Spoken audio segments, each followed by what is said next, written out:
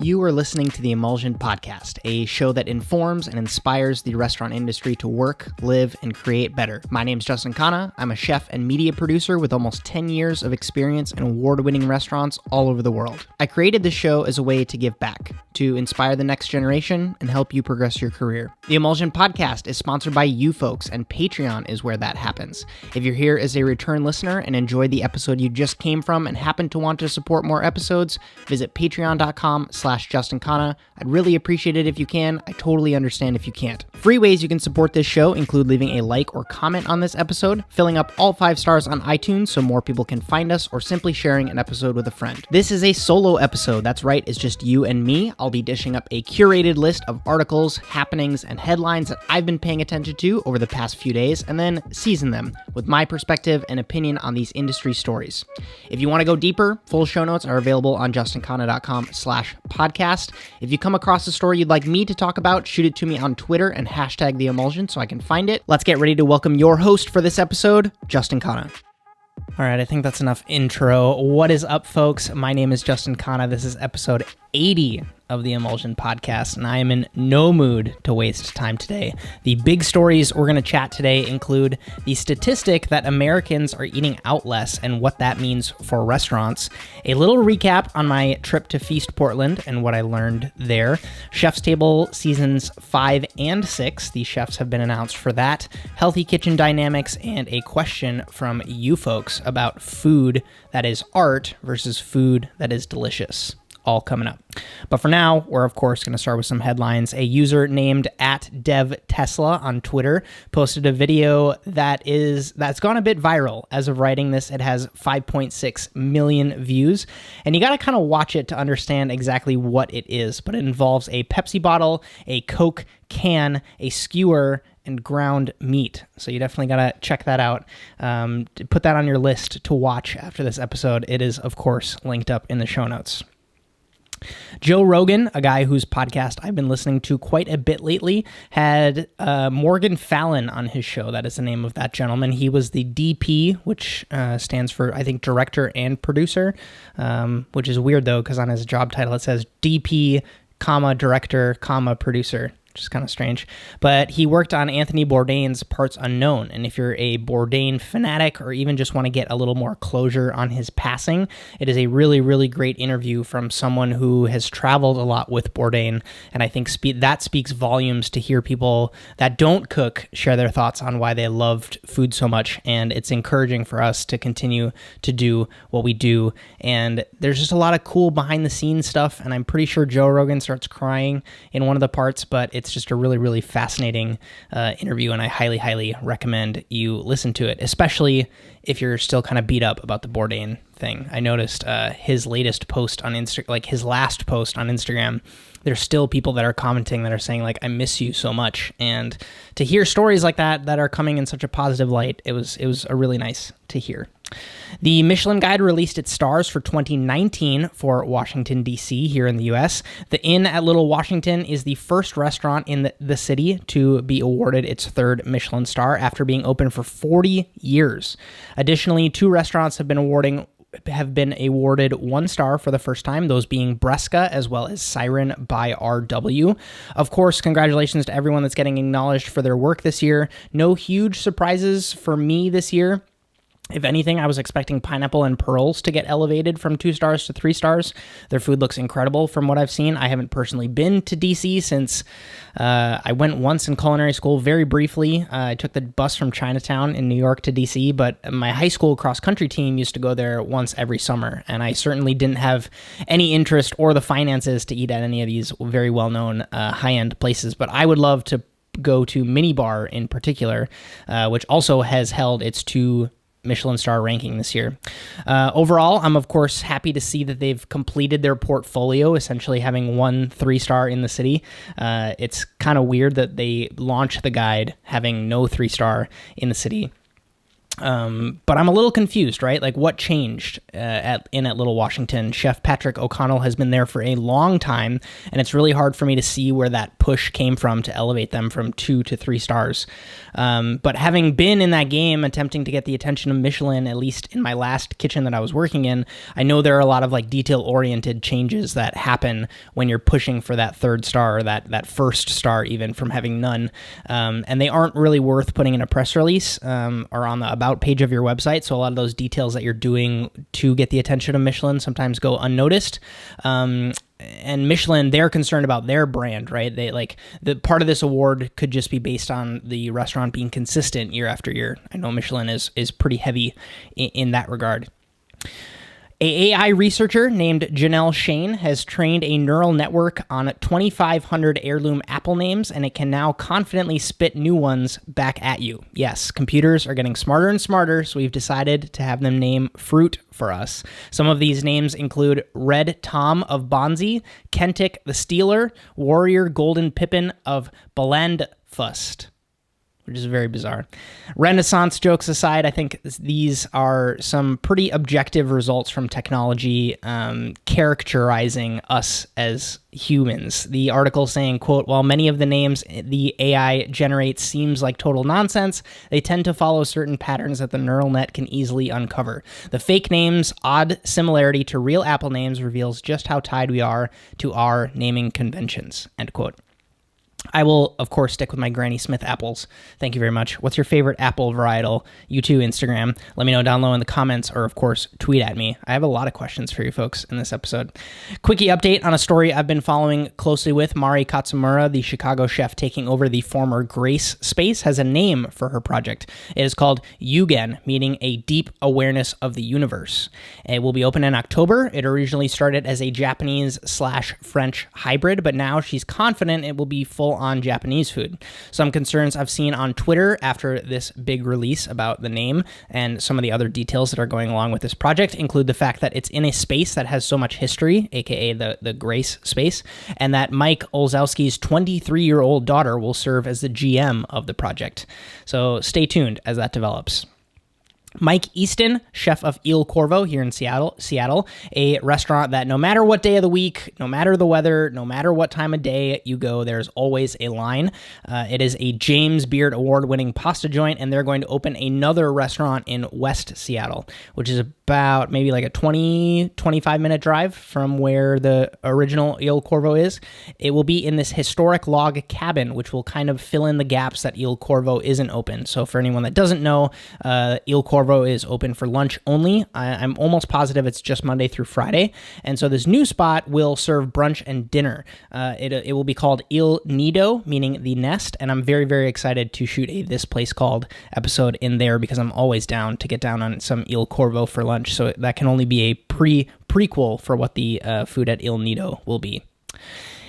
In Can We Please Close This Book news, Gabrielle Hamilton and her partner Ashley Merriman will scrap their plan to take over the Spotted Pig after not being able to arrive at a deal with Ken Friedman. Hamilton saying in an email to their staff, quote, we felt we needed to be the actual owners and the final the final decision makers of the day-to-day decisions of the restaurant, and we couldn't make our case persuasively enough for Ken to agree to that, end quote. I feel so bad that I spent so many hours of your life and my life dedicated to cataloging this transition, and then they just decide to scrap it. So, of course, it's a way bigger waste of time to the people that actually work there, but I just think it's funny that we covered it so much, and now there's news that, of course, that they just decided to scrap it. So as someone who covers these stories to kind of serve as reminders of the past to better perform in the future, I really hope that we can put this whole fiasco behind us and not cover it again. But as with most scandals, I'm sure the news will continue. So that's enough headlines. Today's beverage, and with the way that I have the camera and lighting set up right now, this is going to be intensely product placement, but it's fine. This is Brew Doctor Kombucha out of, I want to say Portland, Seattle, maybe. I'm not entirely sure, but this is their mint lemonade. I had a very, very fatty, not so healthy dinner, so this is going to give me some gut health. At least I hope so. It's refreshing nonetheless. I also really want to thank Chris Anderson and Jacob Regan, both new supporters on Patreon, even more importantly on the mentor tier. It's just crazy how many people are signing up for that. There's actually only one spot left on the mentor tier because I do coaching calls with those folks, and I limit it to just be 10 people so that I don't get overwhelmed with that. I am playing around with the idea of creating like a tier between the $9 tier and the $30 and the $50 tier so that people can sign up just to get the gearbox, but I want to get that logistically rolling first. And then once that happens, then there can be a tier where, you can support my content for most months out of the year, but then 4 times a year, you get a pretty awesome gearbox that I send your way, depending on the brands that I'm working with at the moment. But if you're interested in supporting this show, keeping it as ad-free as possible, you can do so for $1, just $1 a month. If you want to have a little fun with it, I have my Buy Me a Beer tier at just $9. It just happens monthly. You can digitally send me some alcohol money that I promise to not spend on alcohol. I'm thinking about doing a monthly live stream as well for the folks that are on the Buy Me a Beer tier, where I literally do buy one beer and just hang out with you guys and answer questions. So if that's something that would get you excited for the Buy Me a Beer tier, I'm always interested in learning how I can bring more value than what the price is, because as it scales, then the financial part takes care of itself, and then it starts to really support the show. So yeah, if you'd like to see a monthly live stream hangout with the Buy Me a Beer tier folks, please let me know, and I'm happy to make that happen. First up today, on the main stories, Grub Street's Chris Crowley published an article called, quote, "Americans are eating out less. Should restaurant owners be worried?" ? End quotes. And it's so clickbaity.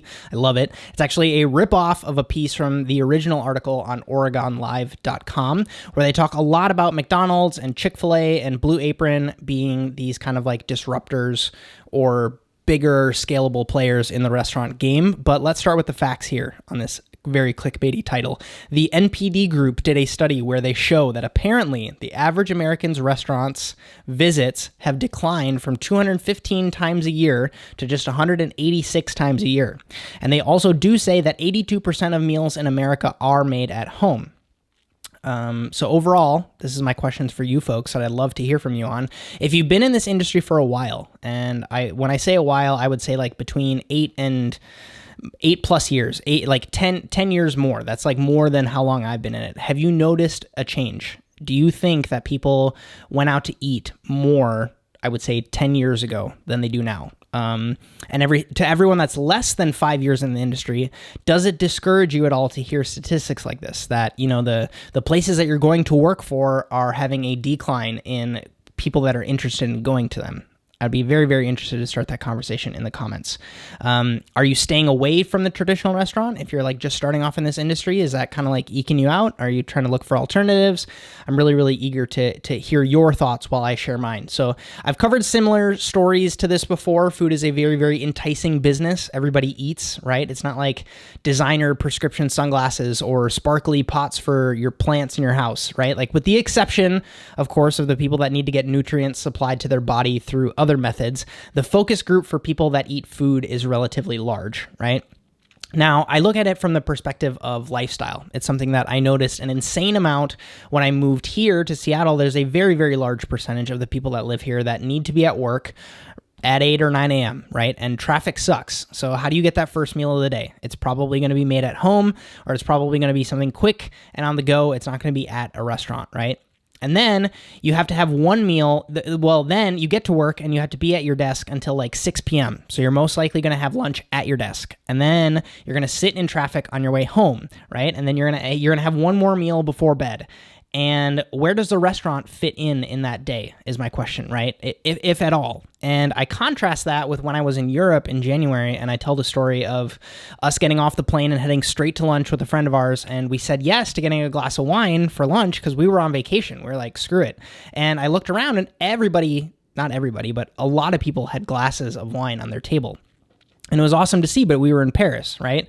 Like people taking an hour or 90 minutes out of their day to spend lunch with the people that they care about or want to get to know. It's just a different way to think about food and how it plays itself into your life. And I'm not saying that like Paris is a super romantic city. There are definitely people that eat lunch at their desk in Paris. But take it back to Seattle, one of the highest rents in the country, right? Couple that with the fact that most restaurants don't get real business until like 4 p.m. All the time before that is either like cheaper lunch menu or happy hour stuff where you're discounting the food that you're making.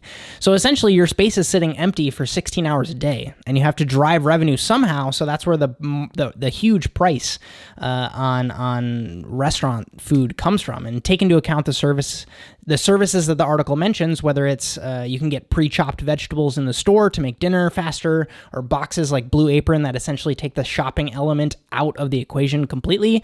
It's a no-brainer that these statistics exist, at least in my mind. But my question is, where does the industry go from here? And I want to hopefully answer that by transitioning into my next topic, and it's from a really nice couple out of Austin that I met at Feast Portland this past weekend. And they are partners in a company called So. So it's like General Tso's Chicken, TSO. It is an app-based Chinese delivery business. And their tagline is, quote, "Made fresh, free delivery, no tipping, tax included," end quote. Sounds pretty great. And they're open from 11 a.m. to 10 p.m. So it works like this. You download the app, you look, you say, I want to get some General Tso's chicken. It's $10. It includes rice. A few minutes later, it gets brought straight to your door. And compare that with other services like Postmates or Uber Eats, and that $10 order of chicken comes out to like $16, right? We've all been there. After like delivery, tip, convenience fee, or whatever they charge on top of that, they nickel and dime you. But of course, the restaurant sees like pennies on the dollar of that order as well, because it's like the consumer gets charged and then the restaurant gets charged for using the service of Uber Eats or Postmates. And as this couple was explaining to me in Portland, as I was sitting at the table with them, I couldn't help but think about how this is where things have to go eventually, right? Like they were telling me about how they built their kitchen to satisfy, like they custom built this kitchen, not in the way that most restaurants are, right? Because most restaurants set it up where they want to serve the dining room, and then Uber Eats comes and they're like, hey, can we integrate delivery into your restaurant? This was made the opposite way, where it was 100% going mobile first, right? And so that this means they don't have to pay for a dining room, they don't have to pay for service staff, they don't have to pay for a bar area for people to sit in, they don't have to pay for storage for all of their plates and glasses and all that stuff.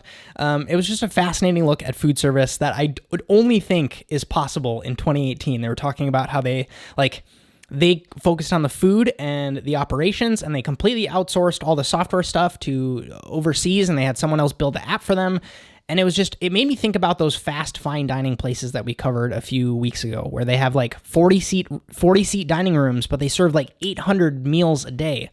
The numbers actually start to make sense to have a profitable business at that point. And I would implore you to consider these alternative structures and ways to serve people food if you're a chef that's navigating those waters right now. Like, do I do a restaurant? Do I do a brunch spot? Do I do a wine bar?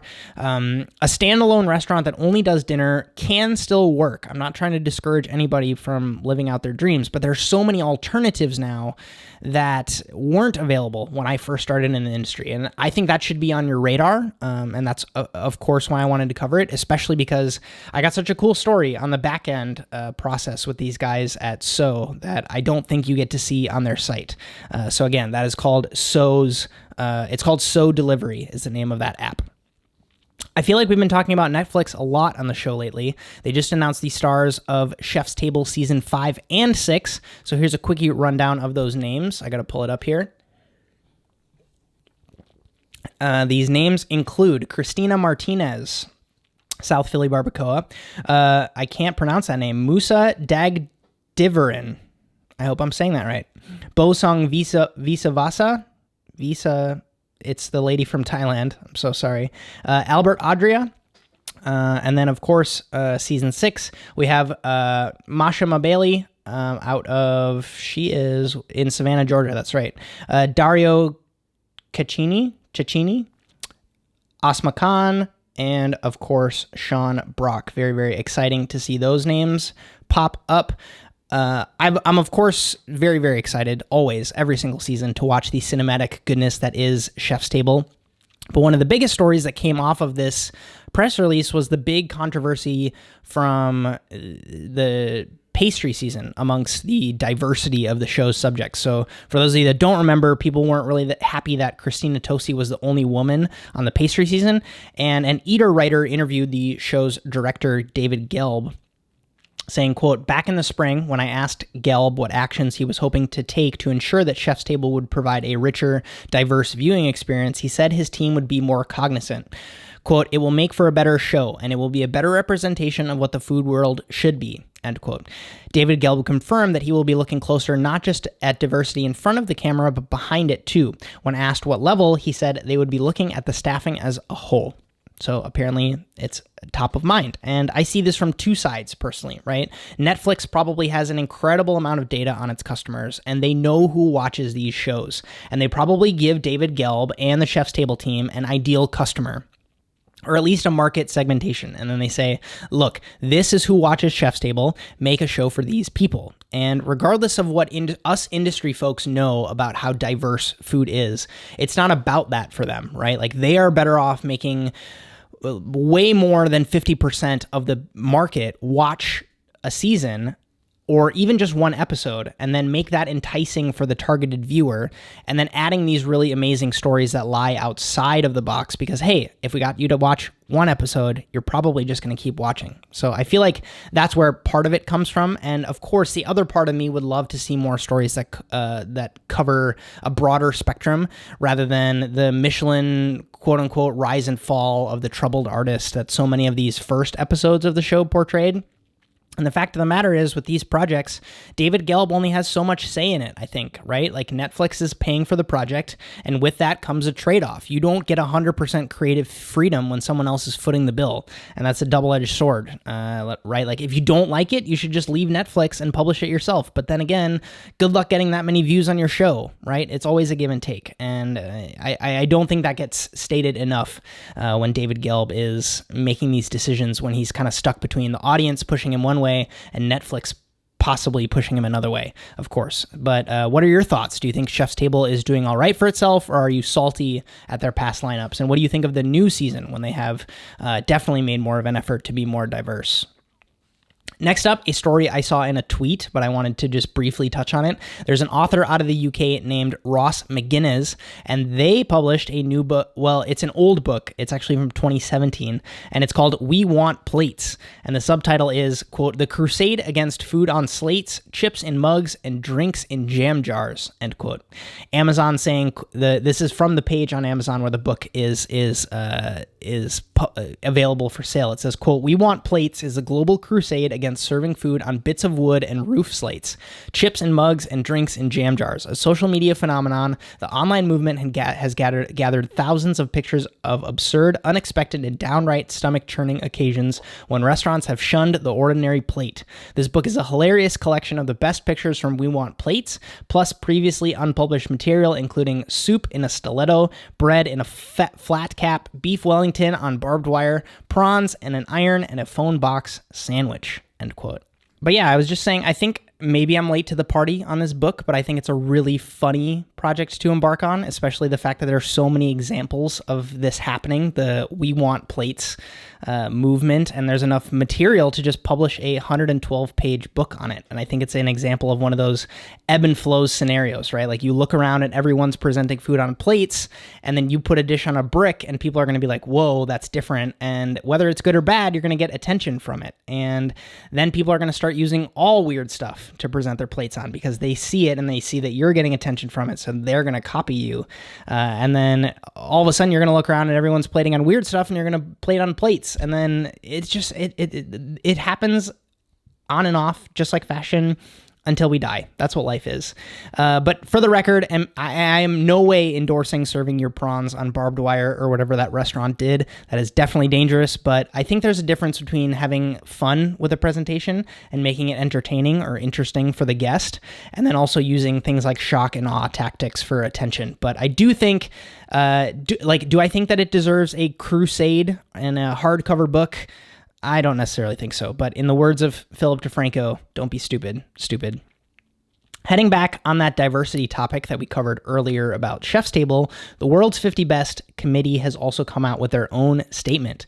Helene Petrini, the Petrini, director of the awards, and a woman herself, and I'm not saying that out of spite. That's literally what the article starts off with.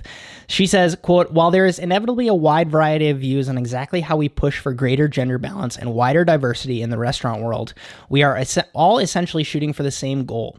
We do not have all the answers, but are working together to make a significant difference. I therefore call for a collaborative and supportive approach to these complex issues," end quote. This press release and this article or this blog post or whatever you want to call it was very, very PR.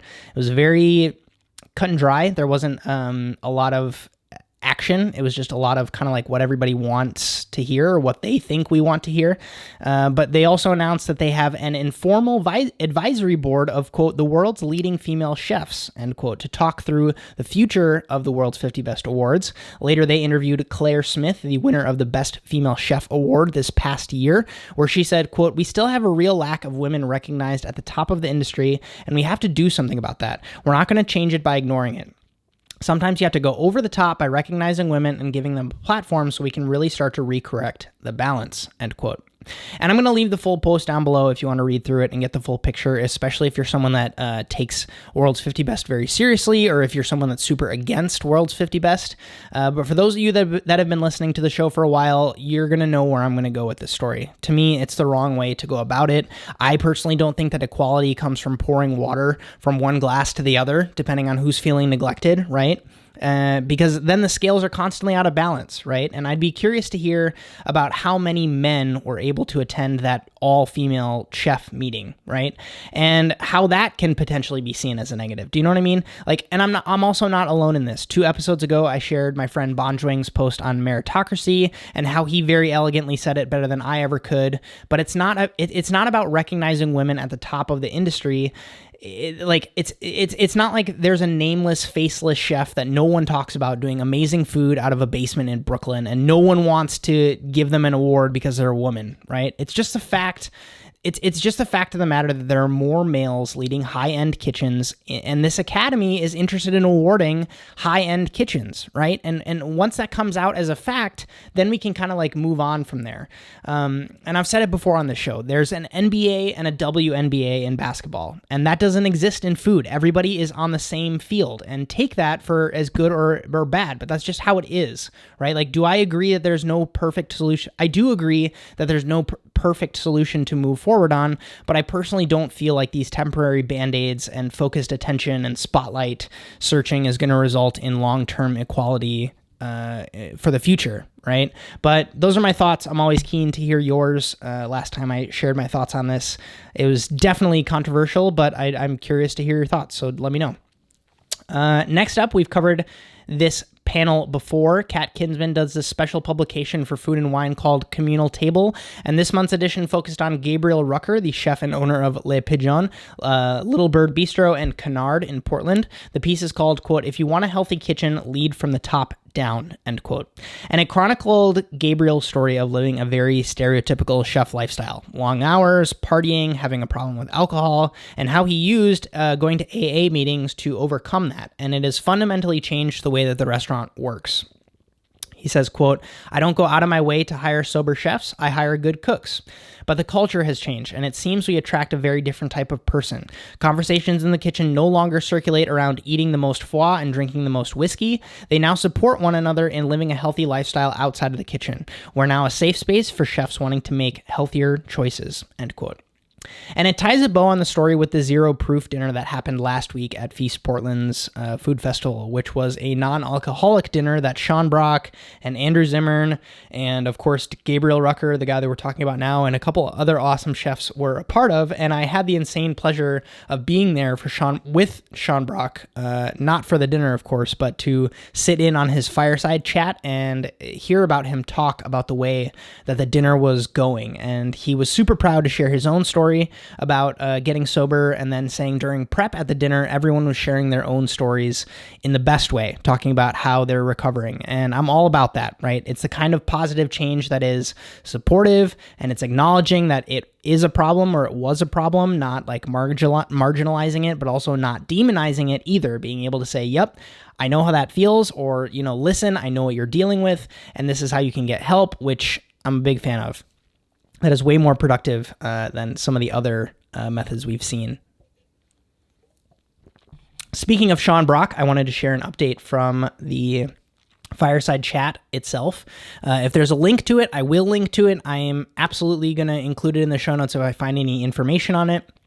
But he might have just debuted or announced it at Feast Portland, but he has a project he's launching called, quote, Before It's Too Late, end quote, which he expressed could be his life's work, where he goes out essentially into the boonies of the South, and he talks to these old grandmothers or these guys who have knowledge of these old food recipes and preparations, but they haven't written them down anywhere. They're literally all stored in someone's noggin or in their memories, and he's on a mission to document all of this food knowledge and culture, essentially, and do that basically before these people kick the bucket. And it's very similar to the journey that Magnus Nielsen went on with his Nordic cookbook.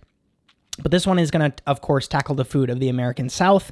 It is a fascinating project. I'm super happy to bring you that news first, if that is indeed what I'm doing. Maybe there's tons of articles out about it now, but that's why you listen to my podcast, right? To hopefully get the news first.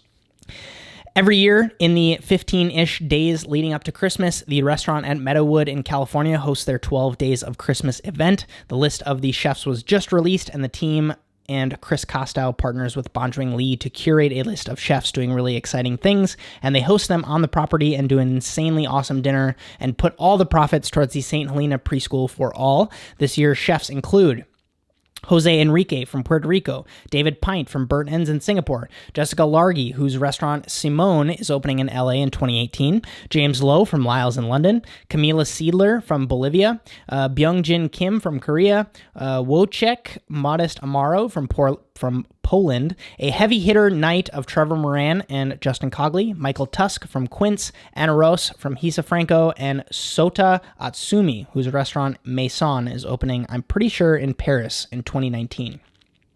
What a list. I rely on these dinners and this curated selection of chefs to kind of see the food from the chefs that aren't always super clear on my radar. It's these guys who have their ear to the ground way more than I do because they're in these Michelin-star restaurants day in and day out. And also, I love following along with these events too because Bonjwing photographs these and documents them so well. I really get to see a lot of amazing food in a very, very short amount of time because almost all of them do multi-course tasting menus. They're usually between like 7 and 15 course tasting menus. So, you know, it's 12, essentially 11 chefs with all these dishes. Do the math. I get to see a lot of really interesting food that spans the spectrum. So, I always look forward to these. I legit had a ticket the year that I moved to Norway. I had a ticket to one of the nights. I don't remember what one it was. I want to say it was Matt Orlando, but I had to get a refund because I left the country, so I wasn't going to be there. I'm, of course, still dying to go. Tickets flex somewhere between $300 and $750 a person this year, depending on if you sit in the dining room or at the kitchen counter. So it's a pretty fantastically lavish event. So next up, the Sweet Science on Instagram, the guy who gave me the brownie correction the other day, wanted me to talk about chefs that make food for the camera as opposed to food that tastes good. Specifically, this guy on Instagram, he's at YBLINC. You might follow him. He's got 88.2 thousand followers, and he seems to be all about splattering food all over or putting food not on the plate. I don't really understand it, but it's a really interesting question, and I'm not going to shit talk this guy because I've never had his food, but here's what I know. I had huge respect for Thomas Keller's answer to this question on is food art or is food a craft, and he said that cooking is a craft, not an art. And up until I read this book called Cooking, a Quintessential Art, it gave me a completely different perspective, and it changed my mind. So I highly recommend you read it. It's called Cooking, a Quintessential Art. If you're anyone who's interested in the fine dining side of food, I don't remember if it's that long of a read, but it doesn't read like a traditional book. It's like a bunch of people that are interested in food, whether it's food writers or chefs, sitting down and having a conversation, and it's a transcription of a lot of those conversations. And it talks about food compared to other art forms, and it gave me this really powerful takeaway, and I'm going to share it with you now.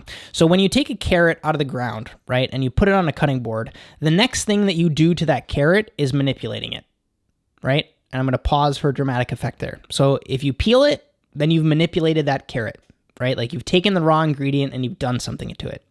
If you then season it with oil and rub cumin on it, then you've manipulated it again.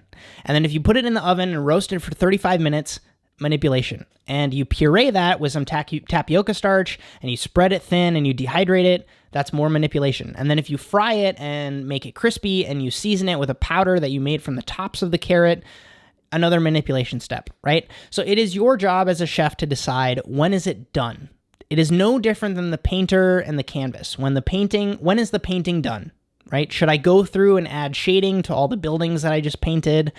I mean, I could, but does that make it a better painting? That's the subjective part. And I think that's where this guy's food exists, this guy on Instagram that I'm covering. Does it add value, right?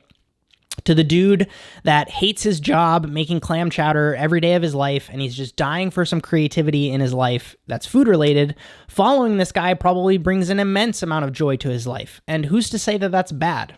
Right? I hear it all the time in the comment episodes of my This Place Called episodes on YouTube, on the higher end of restaurants. I'm pretty transparent with the cost of all my meals, and when it's over a certain dollar amount, so many people love to come through in the woodwork and give me comments like, you paid that much and got tiny dishes, and you could have gone to McDonald's and gotten a month's worth of food for that much, right?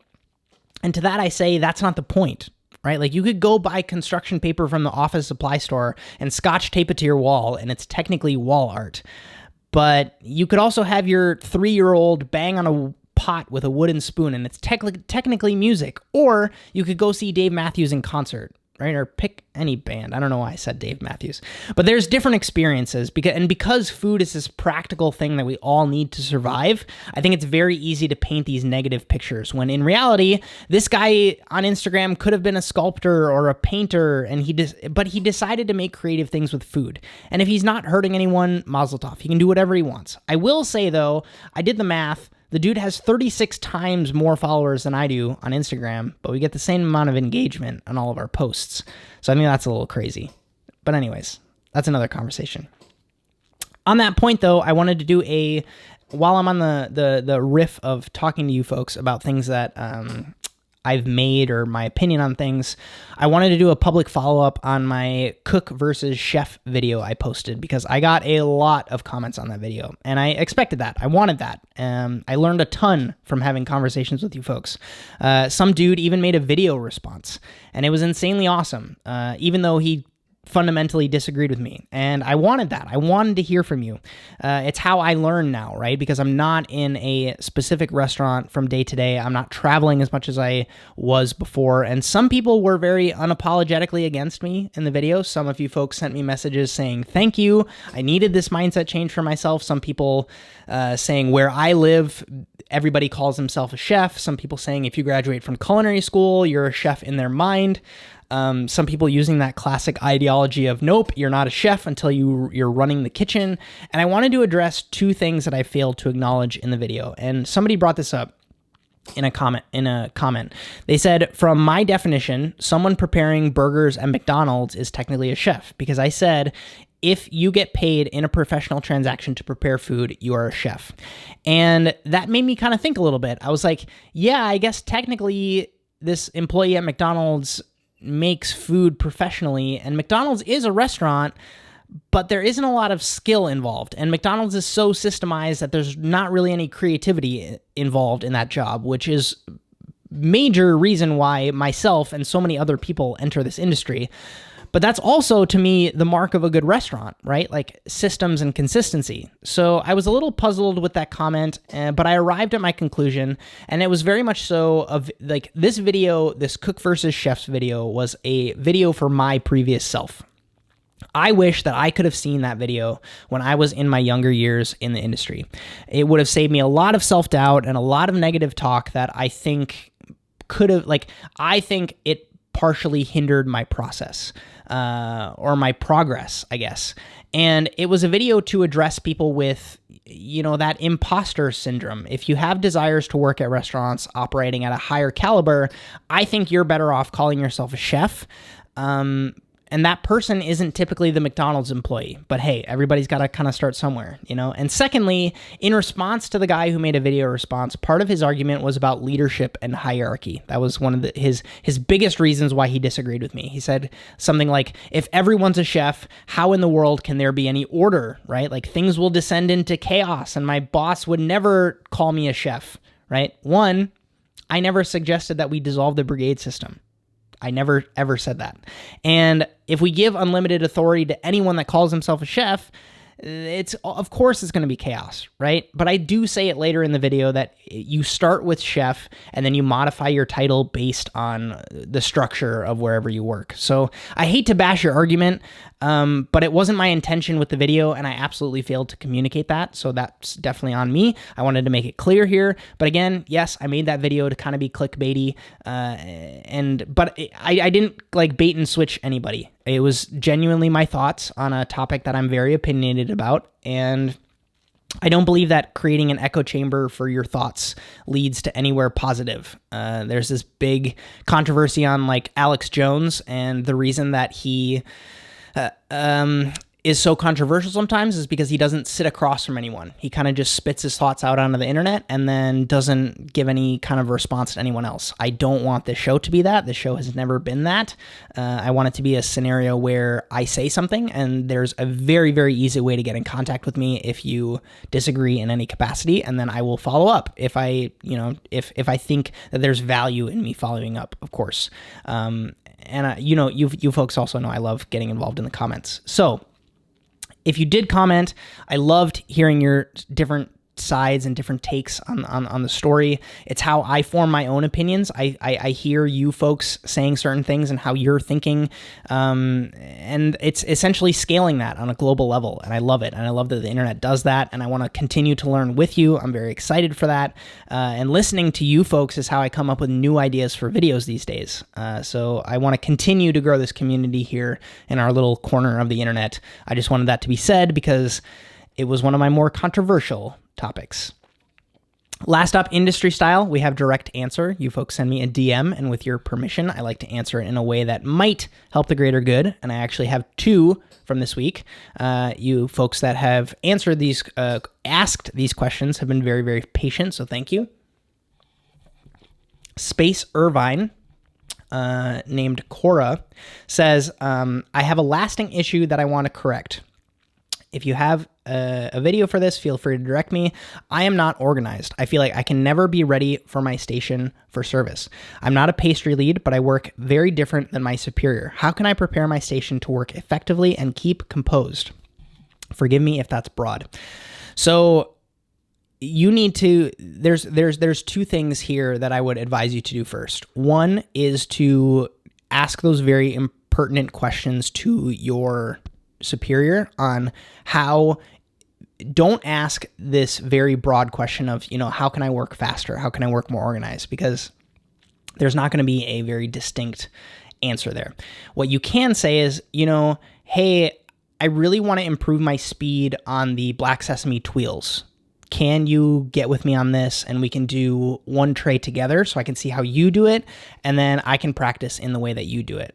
Right? So going very, very micro tactical on certain prep projects of your thing. And notice how that person if that person is faster than you in a capacity that you're looking up to them, you can kind of notice, where do they put their spatula? Like, where is the tuile batter? How do they lay out their silpats? Do they stack their trays in a certain way? When do they turn the oven on? How do they set their timer? Like, all these little tiny details are going to be little maneuvers that are going to kind of make you faster. Right? And then in a bigger picture, when I think about working on a station, sometimes you need to experience, and I do need to make a video on this because it is so important.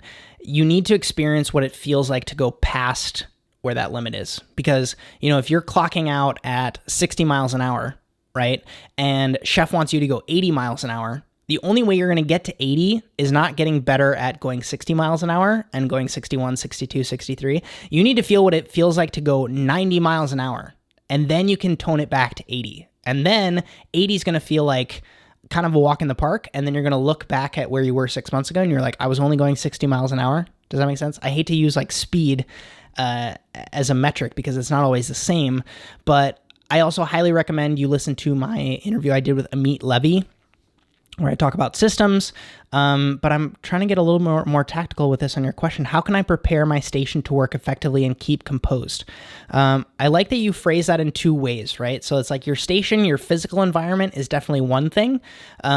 Obviously, things like trying to make sure you're cleaning as you go, take a look around your station and use the tips from my station video where it's like, do I need this? Do I need this? Do I need this? Constantly ask yourself that question and put things away that you don't need, because that physical space will inherently affect your mental space on, like, how do I feel when I'm at work?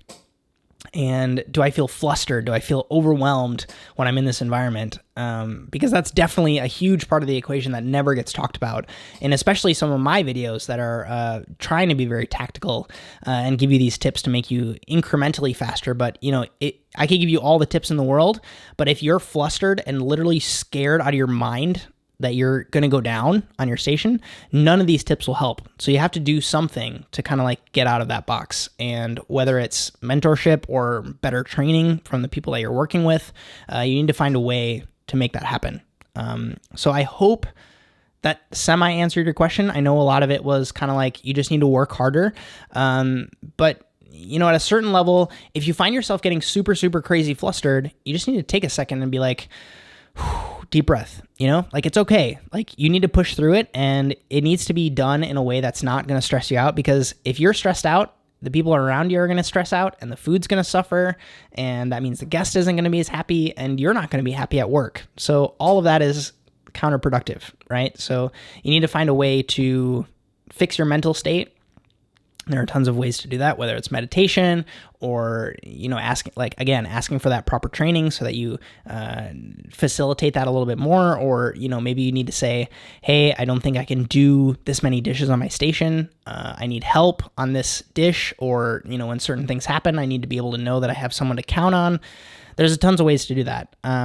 If I didn't answer your question, I would really like another DM so that we can kind of dive deeper into this, but that's more or less kind of where I'm at. Jacob Rafferty, I hope I'm saying that right, is question number 2 in direct answer. I promised I would answer this on the podcast, so I'm doing it. He says, hey, Justin, hope it's not too late at night to message you. I'm wondering what your approach is to refining recipes on my dinners. How do I offset the cost of trial and error in a personal setting? And how often do I serve a dish if I feel it is incomplete? Which is a very, very interesting question. I'm glad you asked it. I'm definitely going to go on a rant about this. The testing process doesn't often happen with a lot of my dishes. And it kind of seems counterintuitive to say, because a lot of times people paid a lot of money to come to the dinners that I'm doing. And if I told some people that it was the first time that I served that dish, a lot of people will get super excited. But then it goes the other way sometimes, or it's like, if the dish doesn't go well, then I have to tell people this is the first time I've served this dish, and then it turns into an apology situation. More often than not, it is like a 50-1 time when that happens. And that only comes from the 10,000 hours from Malcolm Gladwell. It's like doing flavor combinations over and over and over and over again, and working at restaurants where the menu changes every day, and working on restaurants where you have 6 dishes on your menu and then you have an entire out of place menu that has to be different. It's just repetition. There was, when I first moved to Seattle, I would write a tasting menu every week, even if I wasn't going to serve it, just to kind of like get inspiration of like what flavors work together. The only time that I have had dishes go south or dinners go south is when there's either equipment failure or the conditions are not prime for the dish that I want to serve. AKA, I had a component on a dish at the farm dinner I did a couple weeks ago where I really needed it to be like a hard candy shell, and we were outside, so the humidity just turned it into like chewy sugar. And it is what it is, and we still served it, and people still enjoyed it. It just wasn't the effect that I was 100% going for. And I think I construct menus now where I have, 70% of it I know is going to be rock solid, And then I have that 30%, that 20 to 30% that is kind of like pushing the boundaries a little bit. And it's like, well, this is kind of technique driven, or this could go south. And for those 20% of things, I have a backup plan. I have a contingency of something to make sure that if it goes wrong, I have something to back it up with. And that definitely helps with my bandwidth way more than if 100% of the menu had to have a backup plan. Does that make sense? So it's like I have these things that I've done a million times. I know they're going to work. I have recipes for them. They're very stable. They're not reliant on temperature or texture or consistency. And when I say consistency, I mean like, I tell that story of that pop-up we did where we wanted to do an ice cream and there was no freezer, right? So that's why I talk about consistency, where it's like we wanted it to be frozen, but we couldn't, it was too soft, right? So how I approach or finding recipes. The cool thing about, especially the summertime for me when I was doing those weekly farmers market dinners, is that those would essentially serve as testing grounds for the larger events. So we would do like between 6 and 8 people at these farmers market dinners, and we would write the menu day of, which again did two things. It gave me the work on your feet ability to kind of like write menus on the spot, and then it also gave me the ability to like, well, this ingredient is new, and how do I make it different than last week, which created a lot of really, really nice dishes and techniques that we tried and flavor combinations that worked, which then we could get immediate feedback on. I think that's also really important. I feel like sometimes doing trial and error testing in kitchens and test kitchen environment can be a little discouraging because you don't get feedback from the guest. So one of two things happens. You're either way too hard on yourself, or you don't get a real enough feedback from a focus group that really actually matters, right? You think it's really delicious, but the guest, it either might go way over their head or it might be too simple for them. So I think that's really, really interesting. And those are the only times when I've had things go well and when I have things not go well. So I hope that answers your question. That was a double dose of direct answer. I hope you enjoyed it. If you did, and you wish there was a way to not only get your questions answered, but have like a back and forth dialogue with me, I do offer one-on-one coaching sessions, and there are 2 ways to schedule one. If you're getting ready to make your next move, you got to update your resume, you got to practice answering interview questions, you can check out justinkhanna.com/coaching. And as a thank you for listening this far into the show, use code ENDOFTHESHOW, all one word, to get a sweet, sweet discount on your first booking. There is 1 spot left on the mentor tier on Patreon. Normally I would pitch the crap out of that, but there's only 1 spot left. It's $50 a month, and you get a 30-minute coaching call every single month with me. That's more of a relationship basis. If you're also interested in supporting the show, you can go through that link, patreon.com/Justin Khanna, and you can support this show for just $1 a month if you enjoyed this episode. So in our non-industry story of the week, we're going to see if my phone lasts long enough. I got a new iPhone, and I'm going to open it live on the show while I talk about what I'm going to talk about. I upgraded to the 10S. Why do I keep saying XS? Because I have to type it that way. I got the 256 gigabyte model in space gray. For all of you that have been following on Twitter, you know that I've been itching to get a smaller phone. The practical person in me hated the fact that I had an iPhone 8 Plus with just a little tiny, I have a leather case on it, and then it was too big, and I kind of worried about dropping it, so I had to have a pop socket on it. Anyways, I got this because I want to be able to actually watch my 4K content in 4K, and I think that's very, very interesting that the XR, the 10R, doesn't have a nice enough display. So I'm very excited for this. I'm going to open this up right after I get done with this and get it all set up. If you enjoy that kind of content, I am almost finished with scripting my how I make content video that I'm working on. So that's going to be a super huge deep dive behind the scenes video on all the gear that I use to shoot video right now. I made a ton of really exciting upgrades lately, and I really want to share them. So stay tuned for that. Drop a comment if you have questions about how I shoot video or any specifics that you want me to cover in that regard. So that'll do it for this week's show, episode 80. As per usual, if you have stories that you want me to cover next week, please shoot them to me on Twitter, #TheEmulsion, so I can find them. I always love getting suggestions from you folks. Thanks for listening to the Emulsion podcast. I appreciate your ears more than you know. If you enjoyed this episode and you'd like to help sponsor the show, head on over to patreon.com/Justin Khanna. Other ways you can help out right now include giving this show a review on iTunes so more people can find it. I also love seeing you folks liking and commenting on the video if you listen that way, or even just share this episode with a friend. Now's normally where I would tell you that my name is Justin Khanna and I hope you have a good one, but you've probably got another podcast episode to listen to, so I'm just gonna get out of the way here. Excuse me. I'm gonna show the Instagram fam